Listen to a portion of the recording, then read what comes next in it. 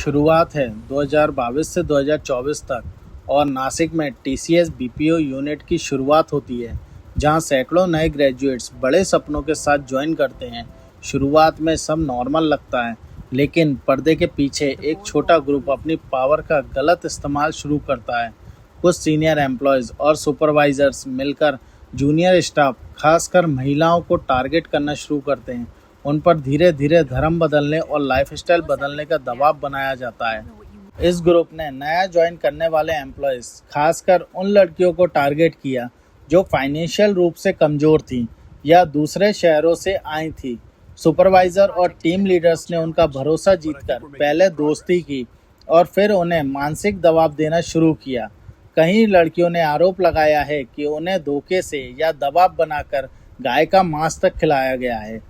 जब लड़कियां मानसिक रूप से टूटने लगती थीं, तब उन पर धर्म बदलने का दबाव बनाया जाता था। उन्हें बताया जाता था कि अगर वो ऐसा करेंगी तो उनके करियर में फास्ट ग्रोथ होगी और उन्हें परेशानियों से मुक्ति मिलेगी।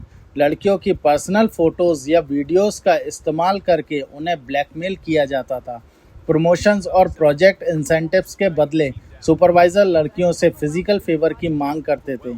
मना करने पर उन्हें जॉब से निकालने या करियर बर्बाद करने तक की धमकी दी जाती थी।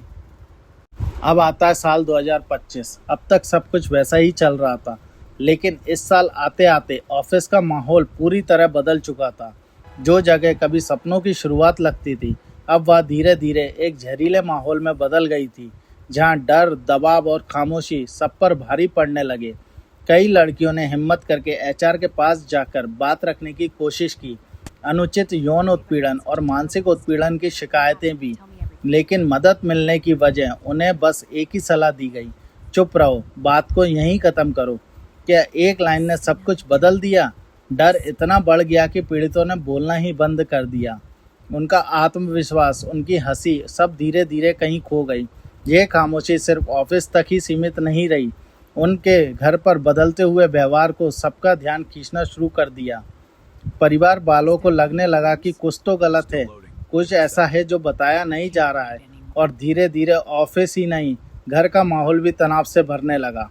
अब आता है साल 2026। फरवरी में एक परिवार की शिकायत पर नासिक पुलिस की कार्रवाई शुरू होती है।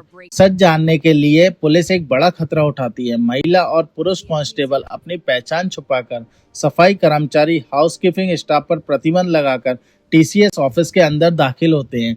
एक महीने तक वो पोछा लगाते हैं, कचरा साफ करते हैं, हर एक गतिविधि पर नजर रखते हैं और सारे सबूत इकट्ठे करते हैं। कई हफ्तों की खामोश निगरानी के बाद अब सच सामने आने वाला था। अंडर कवर अधिकारियों के पास अब ऐसे पक्के सबूत थे जो सब कुछ बेनकाब कर सकते थे। उत्पीड़न, जबरदस्ती और वो सच्चाई जो इतने समय से छुपाई जा रही थी। और फिर मार्च के आखिरी में एक बड़ी छापेमारी की जाती है। ऑफिस के अंदर अचानक हलचल मच जाती है। जहां सब कुछ सामान्य दिखता था, वहीं अब हर कोना जांच के घेरे में आ चुका था। इस कार्रवाई में सुपरवाइजर और एसोसिएट समेत 7 से ज़्यादा लोगों को गिरफ्तार किया जाता है। जो लोग कभी ताकत में थे, वही अब कानून के सामने खड़े थे। इस पूरे मामले में टाटा सन्स के चेयरमैन ने गहरा दुख जताया। वहीं कंपनी ने भी तुरंत सख्त कदम उठाते हुए सभी आरोपियों को निलंबित कर दिया। सिर्फ इतना ही नहीं, सच्चाई पूरी तरह सामने आए, इसके लिए डेलॉयट जैसी बड़ी बाहरी एजेंसी के साथ मिलकर एक इंटरनल इन्वेस्टिगेशन भी शुरू की गई। अब मामला सिर्फ एक ऑफिस तक सीमित नहीं रहा, वह एक ऐसा सच बन चुका था जिसने पूरे सिस्टम के सामने सवाल खड़े कर दिए थे।